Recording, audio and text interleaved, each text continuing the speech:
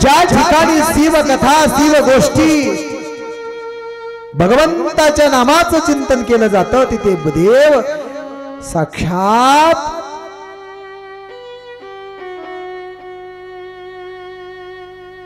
वसलेला असतो। आपण कथानक शिव महापुराण श्रवण करत असताना अनेक लीलांचं वर्णन शौनकाने जगत उद्धाराच्या कल्याणाकरता गुरुला प्रश्न विचारला। जगामध्ये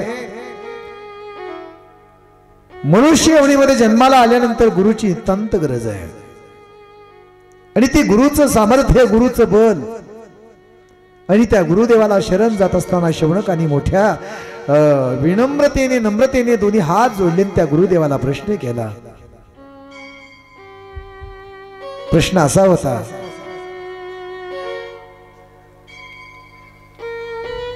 की आडमार्गाने चाललेला जीव त्याला सत्य ज्ञानाची प्रचिती कशी येईल गुरुदेवा हे ज्ञान सांगा तुम्ही का। तर त्या शौनकाला माहिती होतं की जीवनामध्ये गुरु हा किती महत्वाचा आहे, गुरुचं स्थान किती पद्धतीचं श्रेष्ठ आहे ही त्या शौनकाला माहित होतं। शौनक त्या गुरुदेवाला शरण जात असताना म्हणत होते, गुरुदेवा मदमत्सर की धारा बरसत माया पवन गनदा गुरु बिन कौन बतावे गुरु बिन कौन बतावे गुरु बिन कौन बतावे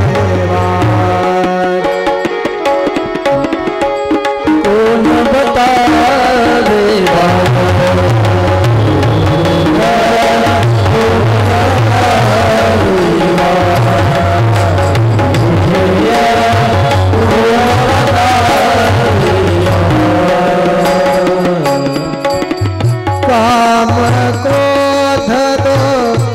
पर्वत ठाणे लोभ चोर संगा काम क्रोध पर्वत ठाणे लोभ चोर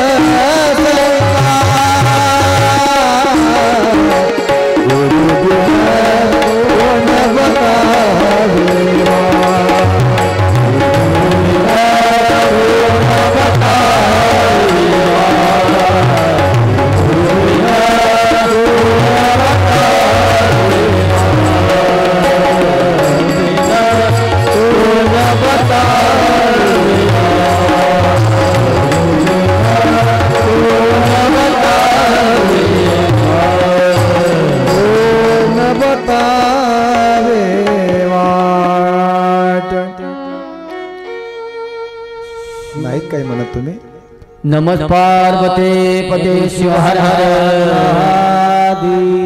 शिव पुराण भगवान की शिव पुराण भगवान की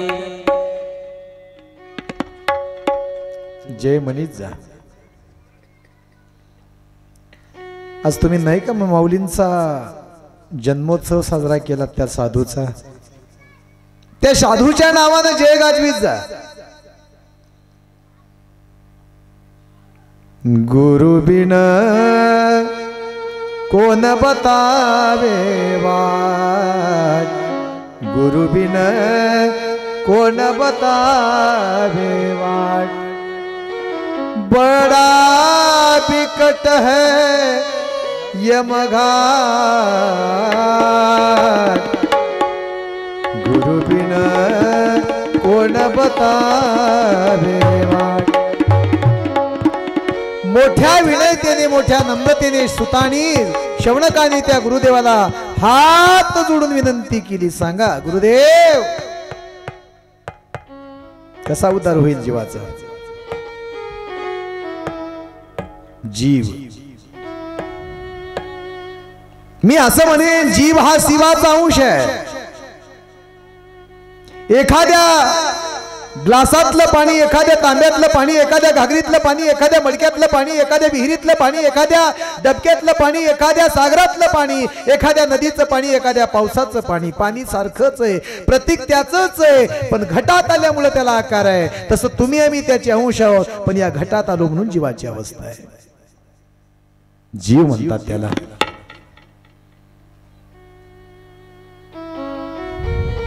तुम्ही आम्ही जीव नाही आहेत,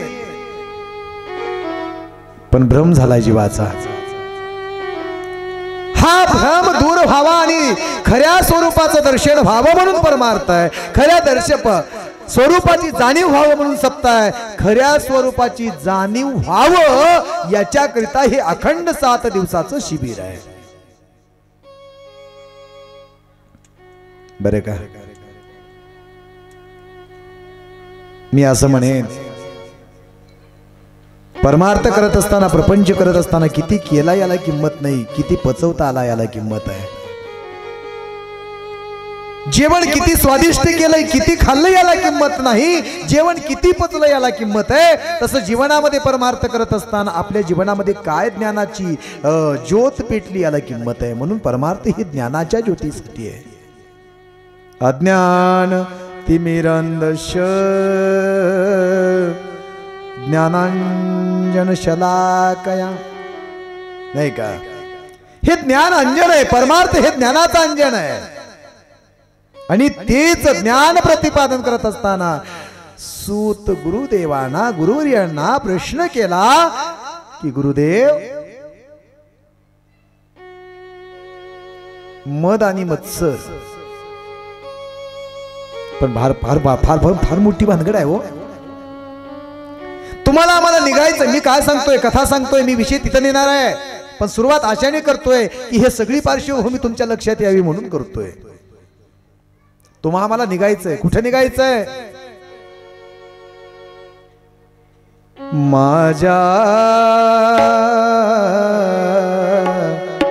मूळच्या घराला. कोणतं घर आहे? आपलं घर हे बांधलेलं घर आहे नाही. या घराचा विचार करू नका तुम्ही. हे घर जरी आपण बांधलं ना, तर शेवटची आंघोळ अंगणात आहे. कोणीच त्या बाथरूम मध्ये घालत नाही आंघोळ. विषय तोही सांगत नाही मी. बाई बाई बाई बाई जाते ग माहेराला. बाई बाई जाते ग माहेराला. कुठं जायचंय मग? माझ्या मूळच्या घराला. माझ्या मूळच्या घराला. बाई बाई हे जाते ग माहेराला. बाई बाई जाते ग माहेराला. माझे मूळचे 6 धीर. विचार केलाय कधी? काय सांगू त्यांचा सुविचार.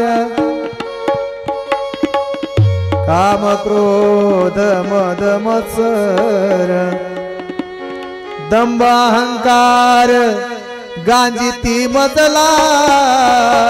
बाई बाई जाते ग माहेराला. कसं आहे?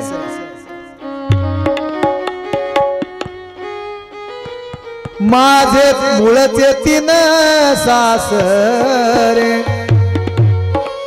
3 कोणते सासरे? रजगुण, तमोगुण, सत्वगुण. माझे मूळचे 3 सासरे. 2 वाईट आहेत खरे. एक आहे गरीब बिचारा, परी मी मानित नाही त्याला,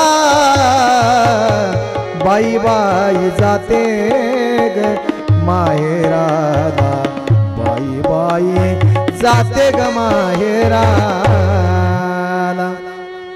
तुम्हा आम्हाला निघायचंय. कुठे निघायचंय? मूळ घराला निघायचंय. मूळ घर कोणतं आहे? जिथून आलोय तिथं जायचंय. ती मूळ घर आहे. त्याचं स्वरूप हे मूळ घर आहे. कथा तेवढ्यासाठीच आहे.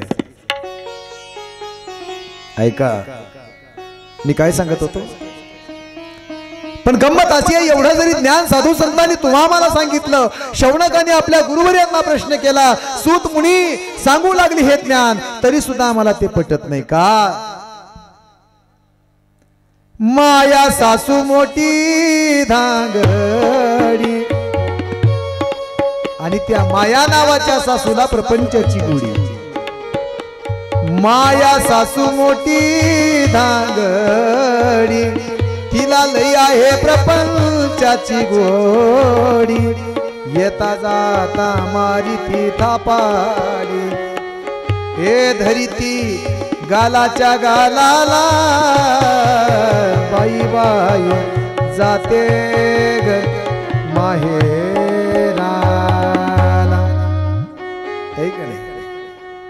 चला, शौनकाने मोठ्या नम्रतेने प्रश्न केला, गुरुदेव सांगा,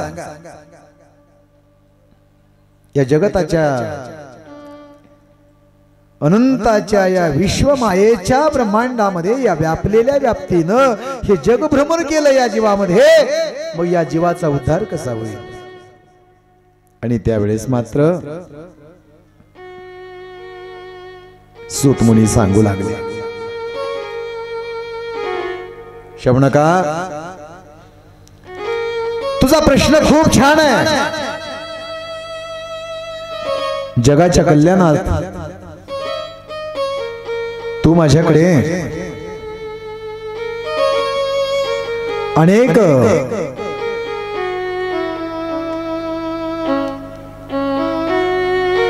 शिवनाम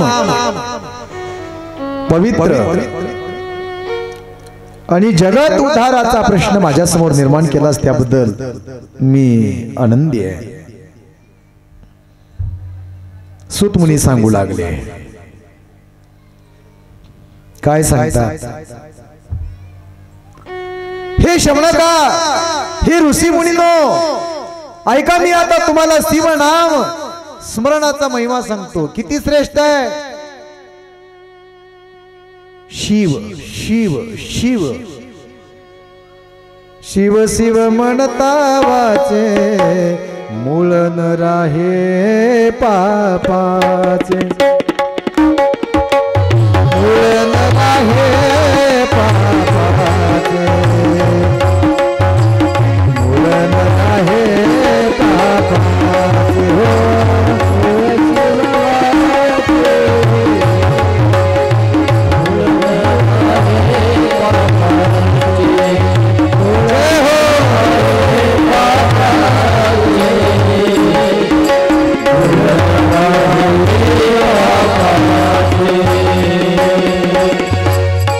जय मंगलम जय नमः पार्वती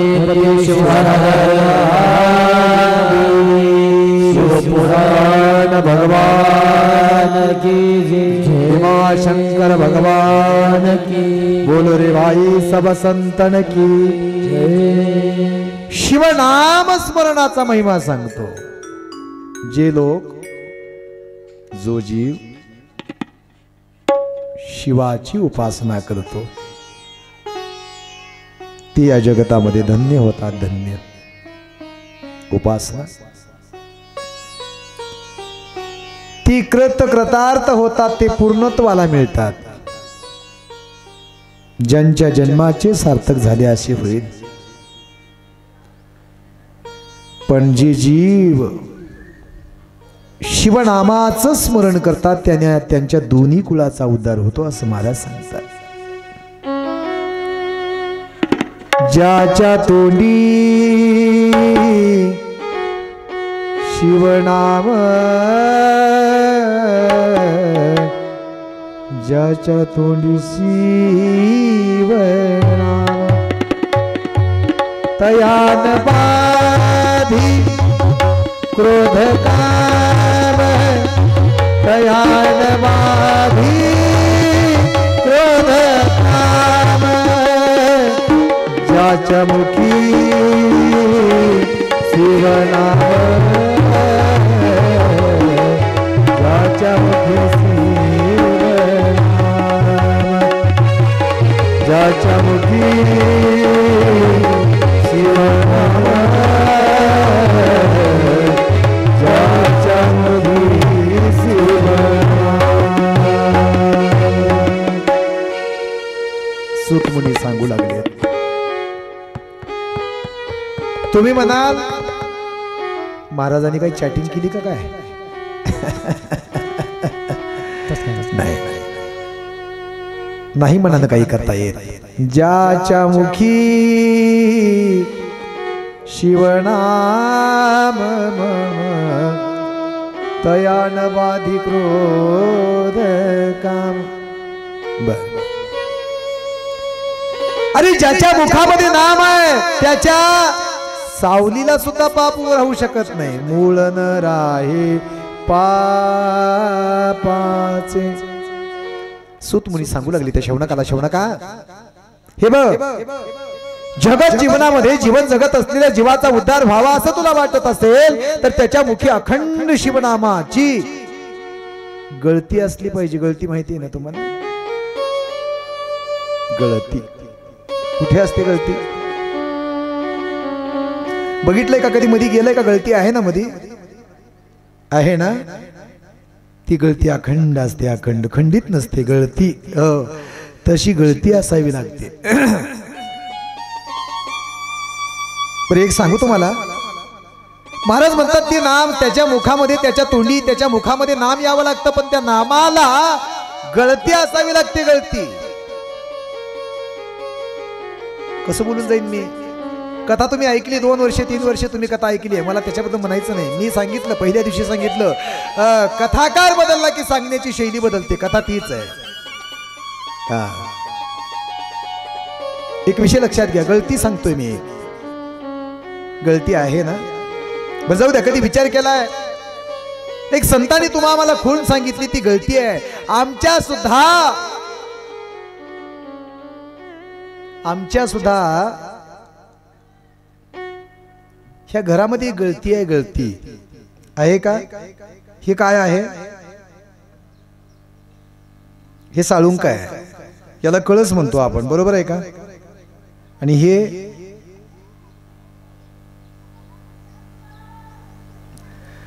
बोला ना, बोला ना, बोला ना, बोला.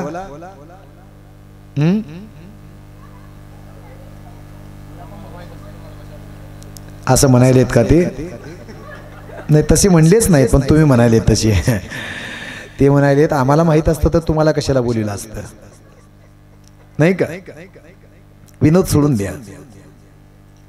आपल्या भीमाशंकराच्या डोक्यावर गळती आहे. सातत्य तिथे काय चालू आहे? सातत्य, नित्य नियम चालू आहे. कोणता? गळतीचा. बरोबर आहे?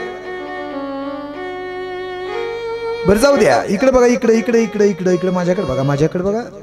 आपल्या तिकडं गळती आहे, मग इथं गळती आहे. त्याला आपण पडजीप म्हणतो, बरोबर आहे? कधी बघितलंय का तिला?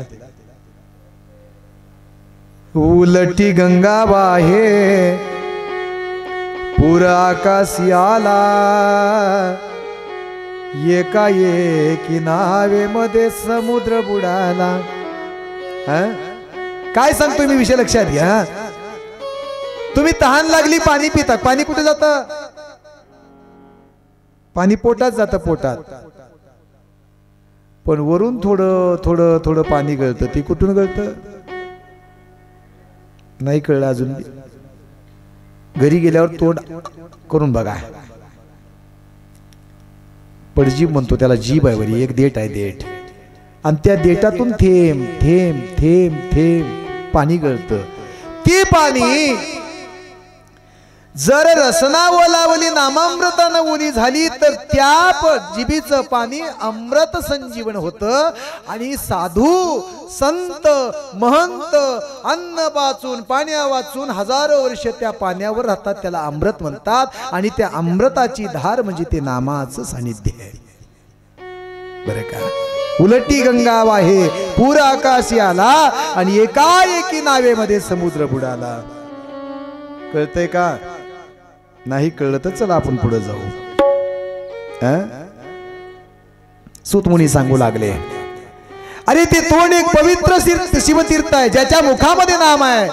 ते मुख नाही, ते तीर्थ आहे, तीर्थ. पण ज्याच्या मुखामध्ये नाम नसेल, सर्पाचे ते बीळ राहे त्याचे मुख. अरे ते सर्पाचं बीळ आहे, त्या मुखात नाम नाही. ते पवित्र अशा प्रकारचं शिवतीर्थ आहे. सूत म्हणतात, भगवंताच्या नामाबरोबर बिल्व, रुद्राक्ष, भस्म हे त्रिवेणी संगमासारखी पावन पवित्र आणि पापनाशिनीच्या प्रकारचं एक उत्तम अशा प्रकारचं शस्त्र आहे. आणि भगवान सदाशिवाचं नाव गंगाधर आहे. यमुनेला विभूती मानलं गेलंय, तिला भस्म मानलं गेलंय. रुद्राक्षाला सरस्वती मानलं गेलंय. आणि जसं ही रुद्राक्षी ही त्रयी म्हणजे त्रिवेणी, या पवित्र नदीला त्रिवेणी म्हटलेलं आहे. म्हणून या तीनही गंगाला एक सुंदर अशा प्रकारचं पापनाशिनीचं क्षेत्र दिलंय. आणि या त्रिवेणीचा समस्त पापांचा नाश करणारी या तिघांचा महिमा प्रत्यक्ष भगवान सदाशिवाखेरीज आणखी कोण दुसरा करू शकेल, असं प्रत्यक्षामध्ये सूतमुनी सांगू लागलेत. काय सांगतात? शिवनाम तरी प्राप्य संसार भीतरंती ते, संसार मूल पापानी तानी नशन्ति असंशया. सांगू लागले. सूत सांगतात, ऋषी हो ऐका, पार्थिव लिंगाची पूजा कोटी कोटी फळ देणारी आहे कलियुगामध्ये, तर ही पूजा अप्रतिम आहे. पार्थिव कळतो ना तुम्हाला? हो, हिची बरोबरी करणारी अन्य कुठलीच गोष्ट नाहीये. ही कामधेनु इच्छिल ते प्राप्त करून देणारी ती मूर्ती आहे. शिवलिंग भोग आणि मोक्षाचा दाता आहे. आता लिंग किती प्रकारचे थोडा विचार करू आपण. उत्तम, मध्यम, अधम अशा प्रकारची लिंगाची व्याप्ती सांगितली.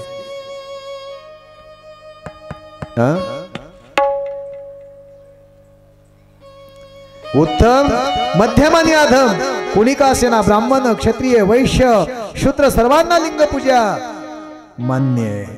का? जाती कुळ गोत्र न पाहे शंकर, भक्ताचे माहेर स्वामी माझा. आहे का नाही? इथे जात पात पाहिली जात नाही. या धर्मामध्ये, या पंथामध्ये जात पाहिली जात नाही. कशावरून? अरे मनमत माऊलीनं, त्या साधूनं, त्या ज्ञानेश्वर माऊलीनं, त्या साधूनं असं सांगितलं, माणसानी माणसासारखं एकमेकाशी वागून स्वतःच जीवन करावं धष्ट आणि पुष्ट.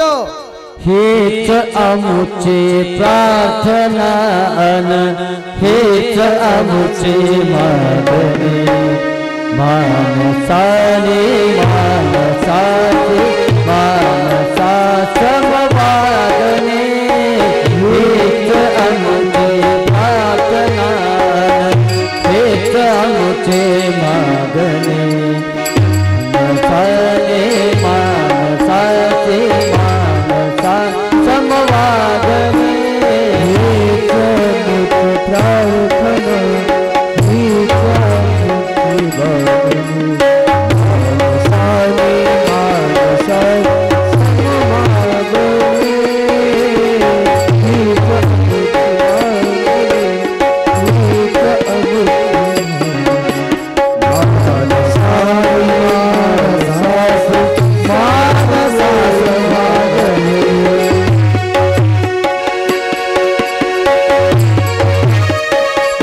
समजाती आचा द्वेष सारे एक निष्ठा एक आचा एक दे पुन्हा पसरो मनावर शुष्ठतेचे चांदणे मानसी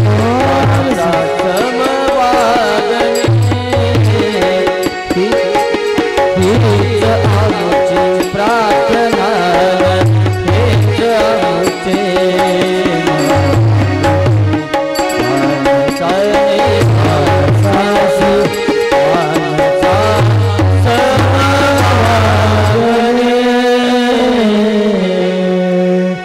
जय नमः पार्वती पते शिव हर हर शिवपुराण भगवान की मानसानी माणसासी माणसासारखं वागून स्वतःच जीवन करावं दष्ट आणि पुष्ट खरा तो एकचे धर्म जगाला प्रेम अर्पावे खरा तो एकचे धर्म जगाला प्रेम अर्पावे खरा तो एकचे धर्म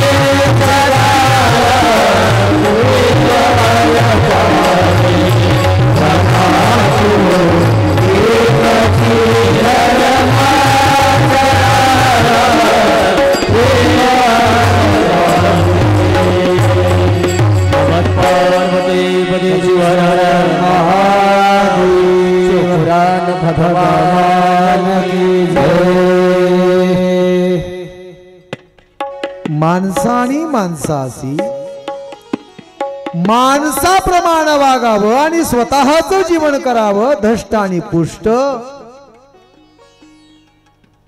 त्या मन्मथ माऊली सारख्या साधूला परम रहस्यासारखा ग्रंथ लिहिताना गुरुगीता लिहिताना कितीतरी सोसावे लागले कष्ट कारण शास्त्र सांगतं खा संताच्या ताटातलं उष्ट हो की नाही ज्या पंथामध्ये पाहिली जात नाही जात पात आणि कष्ट कारण त्याच राज्याचं नाव आहे महाराष्ट्र बरं का त्या मायभूमीमध्ये तुम्ही आम्ही जीवन जगतो नाही का शिव महात्म्य समस्त पापांचा नाश करणार आहे म्हणून सूत मुनी ती व्रतमंत सांगू लागले ते शौनकाला भगवान शिव सदाशिवाच्या एकाच नावामध्ये सर्व पापांचं क्षालन होतं किती सांगू फार पूर्वी राजा इंद्रदुमाने काय केलं होतं स्वतःच्या अंगाला भस्म लावलं होतं भस्म काय लावलं होतं भस्म लावलं होतं काहीच केलं नव्हतं अंगाला भस्म लावलं मुखामध्ये नाम घेतलं हाताने टाळी वाजवली कोणतं नमः शिवाय शंभो शंकर नमः शिवाय शंभो शंकर नमः शिवाय हर हर भोले नमः शिवाय हर हर भोले नमः शिवाय शिवाय नमः शिवाय भीमा शंकराय नमः शिवाय नमः शिवाय नमः शिवाय भीमा शंकराय नमः शिवाय नमः शिवाय भीमा शंकराय नमः शिवाय भीमा शंकराय नमः शिवाय नमः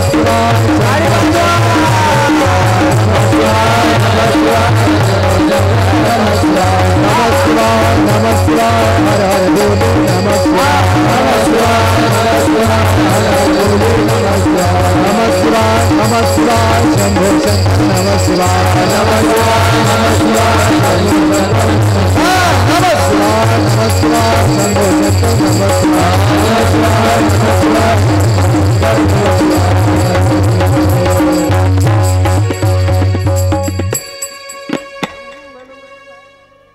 काय शांत बघता माझ्याकडे तुम्ही जय मंगलम जय नमः पार्वती शिव हर हर शिवपुराण भगवान की भीमा शंकर भगवान की चौथा दिवस आहे कधी म्हणतात तुम्ही मला कळणार गेले आज म्हणलेत ना वा भस्म धारण केलं हाताने टाळी वाजवली मुखाने नाम घेतलं नमः शिवाय नमः शिवाय नमः शिवाय शंभो शंकर नमः शिवाय काय केलं पण त्या इंद्रदुमाचा सुद्धा शिवनामानेच उद्धार झाला कशाने उद्धार झाला शिवनामाने जे भस्म धारण करतो ना आपण अंगावर सूत मुनी म्हणू लागले अरे ज्या राजा इंद्रदुमानं एवढं पाप केलं एवढा पापी माणूस त्याने अंगाला भस्म धारण केलं फक्त नामाचं चिंतन केलं तर त्याचा उद्धार झाला मग तुमचं आमचं नाही का होणार मी तुम्हाला भस्माचा महिमा सांगतो भस्मा शंभो शंकराचं भस्म लावू कपाळी उठा थोडं पाऊल खेळा उठा उठा उठा उठा उठा उठा लांबून आल्या तरी 2 वाजेपासून लाजायचं नाही हा उठा उठा लाईन करा जाग्यावर पाऊल खेळा काही करा असंच खेळा जाग्यावर खेळा हो शंभो शंकराचं भस्म लावू कपाळी शंकराचं भस्म लावू कपाळी मन्मथाचं नाव घेऊ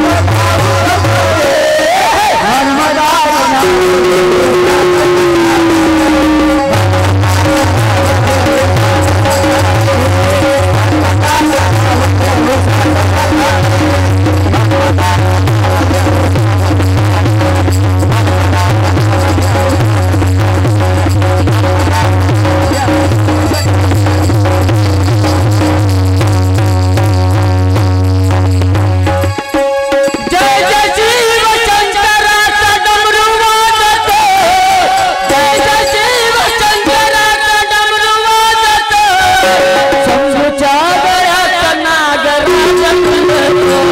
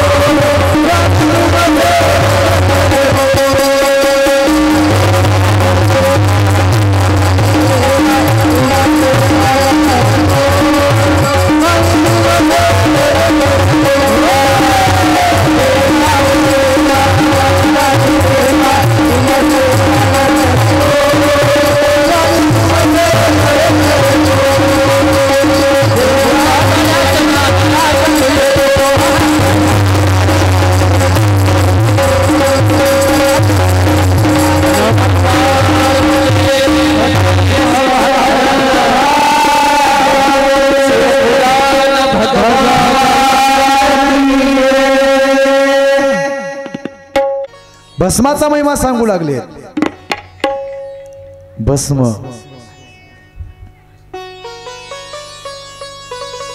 नित्य नेमानं जर कपाळावरती भस्म लावलं की नाही,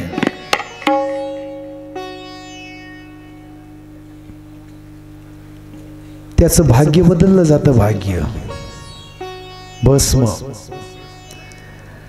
ही भस्म अत्यंत अशा प्रकारचं परम मंगलकारक असं भस्म आहे. भस्माचे प्रकार दोन आहेत. एक महाभस्म आहे आणि दुसरं लघु भस्म आहे. भस्म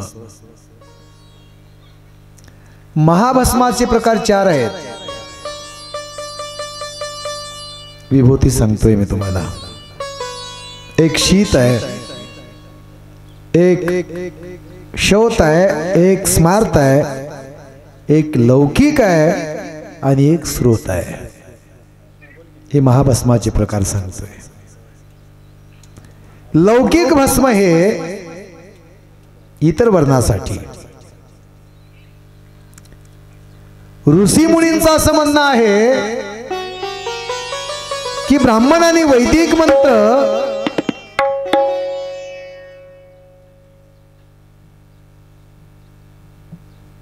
म्हणत असताना जे भस्म धारण केलं जातं ना, इतरांनी जे मंत्रा वाचून भस्म धारण केलं जातं ना, हे भस्माबद्दल सांगतोय. थोडं लक्षपूर्वक ऐका. बरं झालं तुम्ही आनंदाने पावलं तरी खेळलात, मला काहीच खेळता येत नाही हो. एक नाही गोमय गाईच्या शेणापासून ज्याचं अग्निमंत्र म्हणून जे भस्म केलं जातं ना त्याला गोमय भस्म म्हणतात. गोमय गाय पवित्रच आहे, पण त्यात विशेष एक पर्व काळ असा आहे, जी गाय कपिली असेल, कपिली कपिली कळते ना, काळी नाही का, तिला काळी म्हणतो आपण, काळी. जर ती कपिली असेल आणि ती ज्यावेळेस त्या गाईच असेल, जमिनीवर न पडू देता जर आपण वरच्यावर धरलं, ते जर समजा वरीच सुकू घातलं आणि त्याच्यापासून जर आपण एखादी भस्म, गाईचं गोमूत्र आणि गाईचं शेण याचं मिश्रण करून मंत्राचा उच्चार करून जर ते भस्म तयार केलं ना,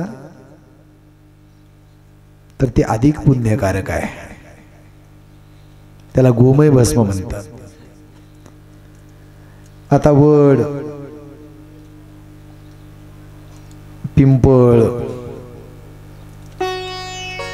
शव अशा वनस्पतीच्या होम हवनाच्या सानिध्यामध्ये जी जाळून त्याची भस्म म्हणजे राख केली जाते, त्याचं मिश्रण करून जे तयार केलं जातं ना,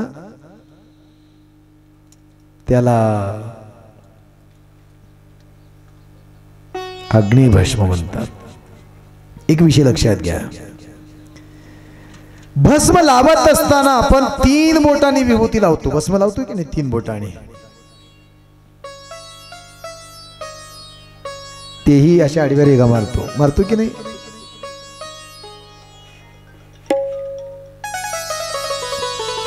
भस्म 3 बोटांनी लावत असताना त्रिपुंड भस्म सर्वांगाला रोज न चुकता लावलं पाहिजे असं शास्त्र लिहित असताना शौनकाला सूत मुनी सांगू लागलेत. का? पाहोनिया भस्मधारी यमतया नमस्कारी. हे का नाही? पाहुनिया भस्मधारी येमतया नमस्कारी. एका गृहस्थाला असा प्रश्न पडला माय की तो साधूच्या संगतीत जात असताना एक प्रश्न असा निर्माण झाला. त्याला साधूने सांगितलं, अरे तू काहीच करू नको, तुला जर शंका वाटत असेल, तुला जर भीती वाटत असेल, तुला जर भय वाटत असेल, तुला जर उद्वेग येत असेल, तुझ्या जीवनामध्ये जर तुला पाप ताप दैन्य अधिदैविक अधिभौतिक आध्यात्मिक त्राप होत असेल, तर तू एक काम कर, काही करू नको म्हणे, फक्त भस्म लावून घेत चल. ते म्हणला, महाराज नाही म्हणे, मला शक्य नाही. अरे पण का नाही? मला शक्य नाही. पण महाराजांनी एक पर्याय सांगितला, जो भस्म लावतो ना त्याच्याकडे तर बघत जा. गंमत बघा कशी सांगायलो मी. तो भस्म स्वतः लावत नसे, पण दुसऱ्यानं लावलेलं नित्यनेमानं बघत असे. आणि मग ती भस्म लावणारा कोण होता माहिती आहे तुम्हाला? कुंभार. कोण होता? कुंभार. गावापासून 1 मैल अंतरावर जायचा, गाढवावरती माती भरायचा आणि त्याची मडकी बनवायचा आणि त्याचा उदरनिर्वाह चालवायचा तो कुंभार. पण नित्य नेमाचा होता, अंगावर भस्म धारण करायचं, त्रिपुंड धारण करायचं आणि त्या जीवनाच्या कर्मामध्ये गुंतून राहायचं. पण एक दिवशी असं झालं, या गृहस्थाला उठायला वेळ झाला, तो कुंभाराला जात असताना रोज पाहायचा, पण एके दिवशी त्याला माणूसच दिसत नव्हता. त्याच्या लक्षात आलं की तो कुंभार भस्म लावतोय आणि तो कुंभार मला बघितला पाहिजे, म्हणून तो धावत इकडे तिकडे बघू लागला. पण कुंभार माती भरत होता, माती भरत होता. मी काय सांगालो तुम्हाला लक्षात घ्या. माती भरत असताना उकरत असलेल्या जागीच एक सुंदर अशा प्रकारचं भांड सापडलं. भांड, आणि ते भांड सापडलं आणि एवढ्यामध्ये ती माणूस तिथं आला. भांड सापडलं, त्या भांड्याकडे त्याचं ध्यान नव्हतं, त्याला फक्त कुंभाराचं तोंड बघायचं होतं. पण योग असा झाला, त्या कुंभाराला भांड लागलं याची जाणीव झाली आणि त्यानं मागं वळून पाहिलं, मला कोणी पाहिलं का म्हणून. आणि त्याची भस्म लावलेलं मुख त्याला दिसलं. त्यानं म्हणला, पाहिलं पाहिलं असं म्हणलं, जे पळत सुटलं. ह्यानं म्हणलं, हे बघ, ए थांब थांब थांब, पळू नको, थांब. हे बघ, तुला म्हणला एक काम कर, अर्ध्यापेक्षा जास्त तुला देतो पण कुणाला सांगू नको म्हणला. त्यानं बघितलं म्हणून पळायले आणि ह्यानं महाग देतो म्हणून पळायले. कशाचा प्रताप आहे? फक्त भस्म लावणाऱ्याकडे बघितलं तर एवढा मोठा लाभ आहे. स्वतः जीवनामध्ये भस्म लावलं तर किती लाभ असेल. जाऊ द्या. ललाटावर 3 रेषांनी, 3 रेघांनी आपण भस्म लावतो नाही का? बघा, एका एका रेघेवर 9 एका रेषेमध्ये 9 देवतेचा वास आहे. 9 देवतेचा वास आहे. 9 त्रिक 27, आहे का नाही? पण ही विभूती बी असं लावू नये माई, तू एवढीच लावायची नाही. आता बरेच जण एवढीच लावायले, कारण मॅचिंग खराब व्हायले ना. काय झालंय? लुक लुक असं म्हणायले, ती लुक येणार गेले म्हणे. बर, मेकअप. मी काय सांगतो विषय लक्षात घ्या. विभूती लावत असताना या भोयापासून ती या भोईपर्यंत असलं पाहिजे.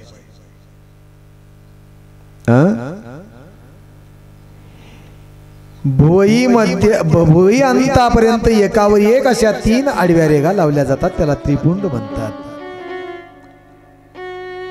ललाटावरचा त्रिपुंड मोठा असावा, दिसण्यासारखा असावा, बरं का? बरेच जण माय विभूती लावत असताना असं बारीक लावतात, आणि जर तो पसर लागला, मोठा लागला, रुंद लागला तर लगेच तोंडात बोट घालून त्याला लगेच बारीक करतात. बरोबर आहे का? बरोबर आहे ना? मग मला सांगा, मी थोडं कधी कधी विनोदानं बोलून जातो.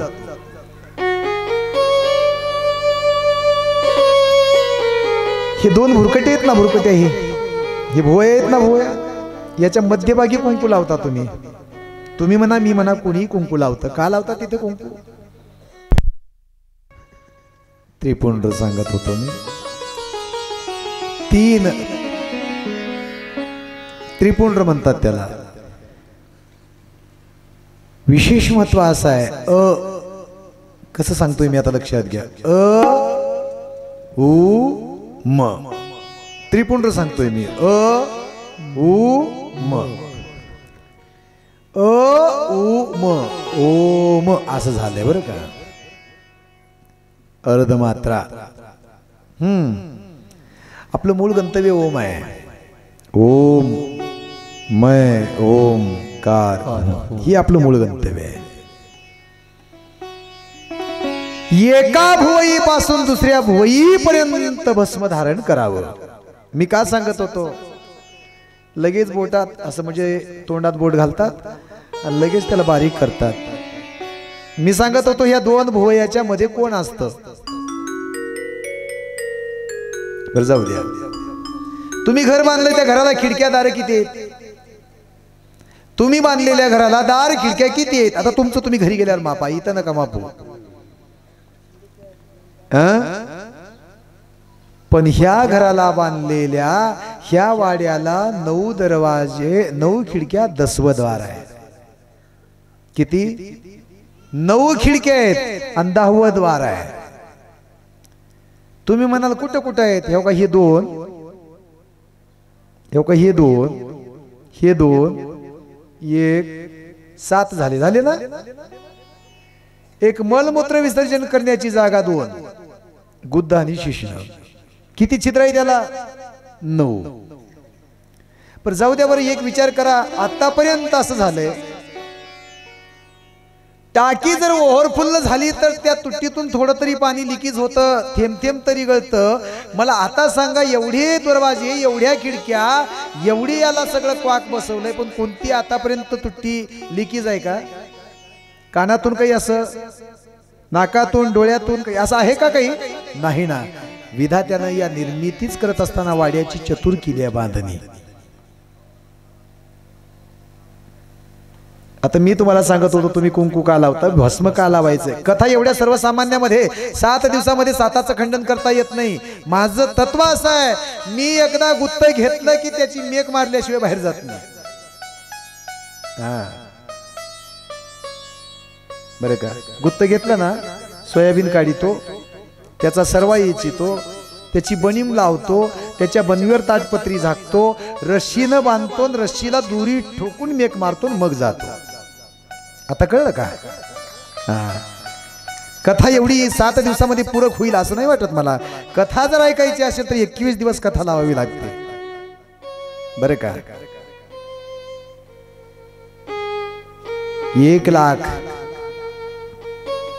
1 लाख ओवे त्याच्यामध्ये. एक विषय मी का सांगत होतो, विषय लक्षात घ्या. या 2 भुरकटीच्या मध्ये एक देवतेचा वास आहे. देवता असते म्हणून त्याचं पूजन केलं जातं. कोण असतं? देवता. किती दरवाजे आहेत? 9 खिडके आहेत. 10वं द्वार बंद आहे. कुठं आहे ते? इथं तुमच्या माईनं ते दरवाजा बंद केलाय गोड तेल घालून. कळतंय का माझं बोलणं? इकडून तिकडून, इकडून तिकडून, इकडून तिकडून, असं करून ते तेल असं करून ते दरवाजा बंद केलाय. बंद. ते देवाचं द्वार आहे. देवाची द्वारी उभा क्षणभरी तेने मुक्तीचारी साधिया. कोणतं द्वार आहे ते देवाचं?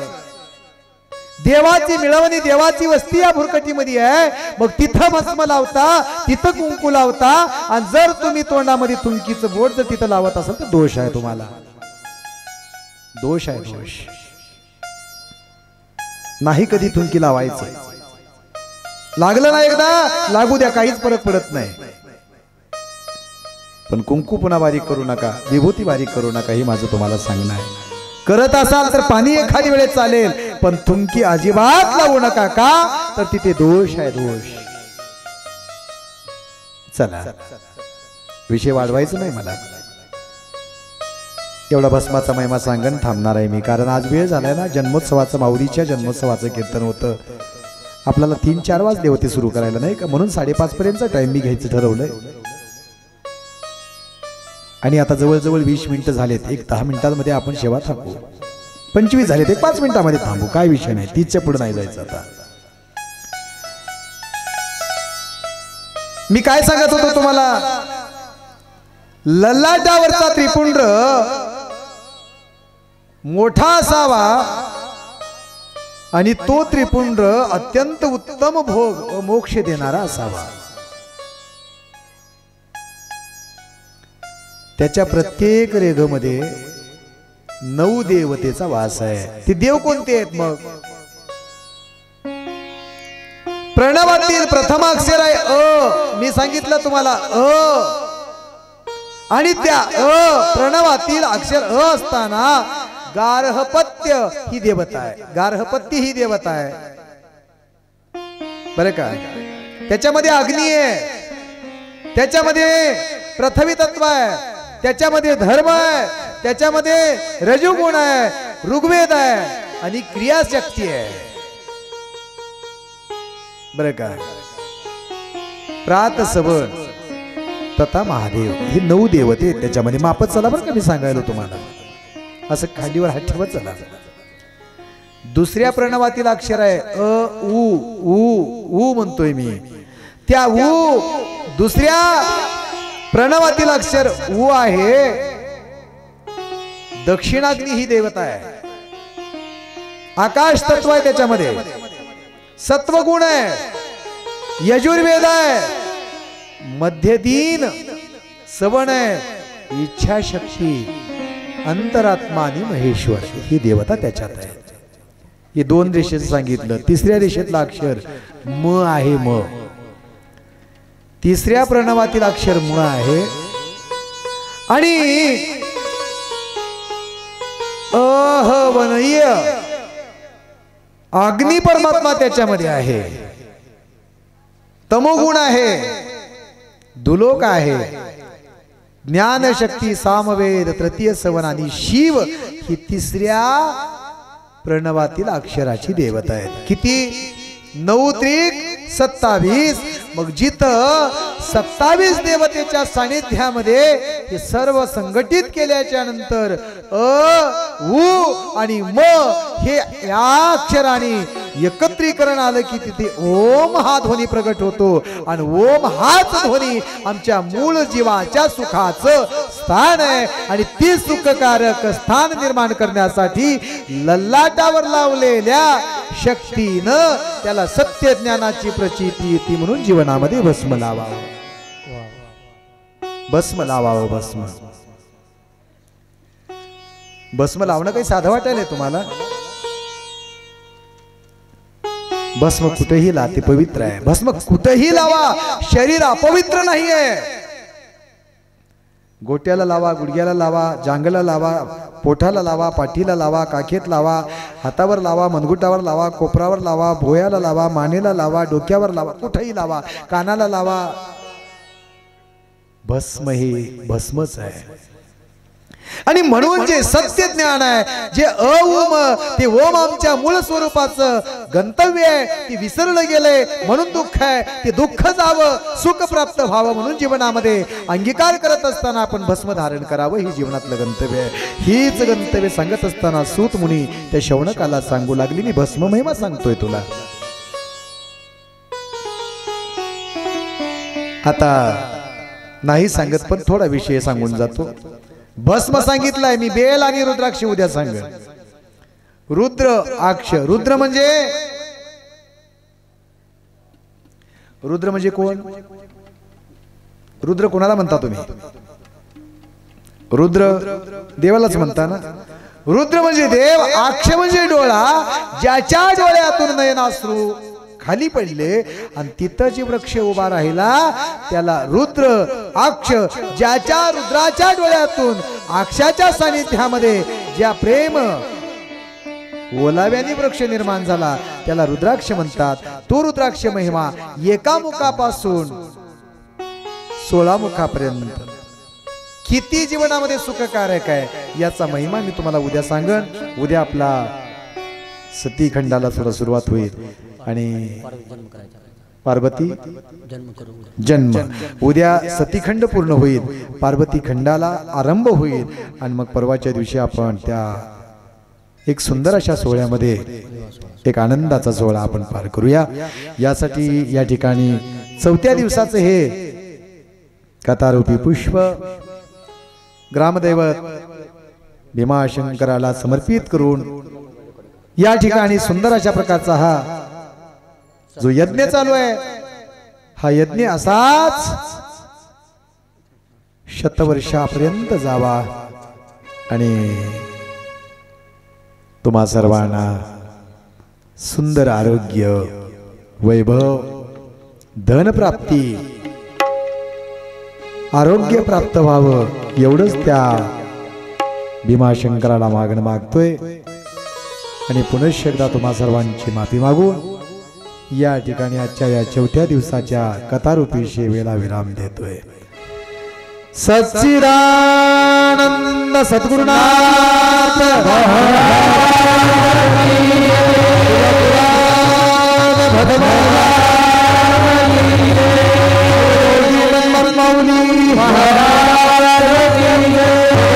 महात्मा बसवेश्वर सद्गुरु शिवलिंग शिवाचार्य महाराज की जय. भाई सब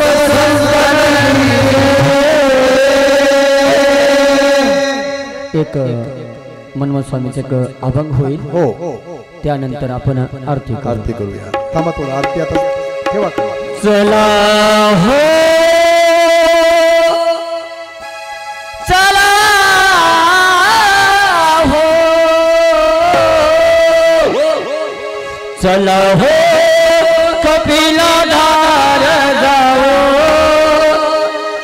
गुरुच्या गुरुदेवा पाहो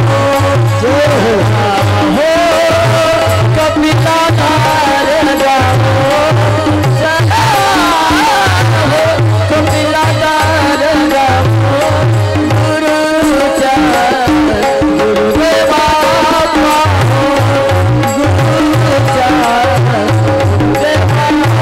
पाहो चला हो कपिला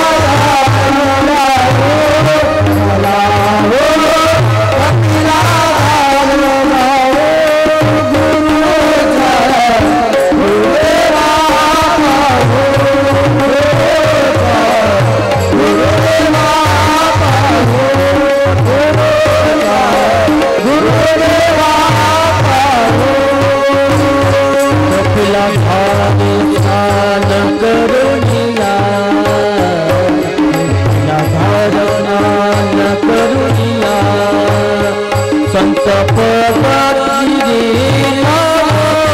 गुरुच्या गुरुदेवा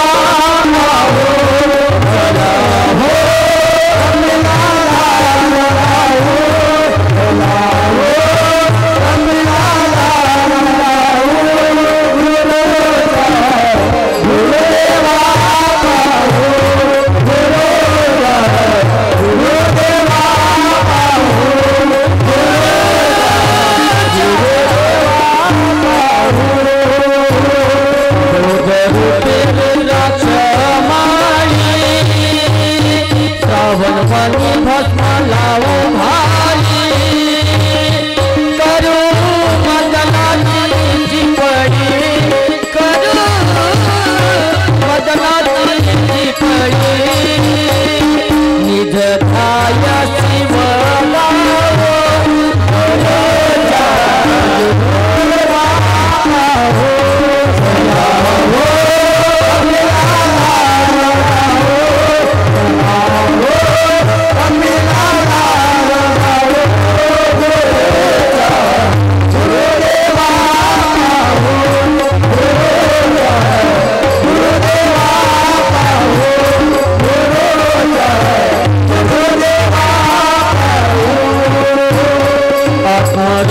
शिव बधताना शिव मनी भावना प्रकाशे ज्ञान दीप सदना प्रकाश ज्ञान दीप सदना 16 कपिला दार पाहो गुरुच्या गुरुदेवा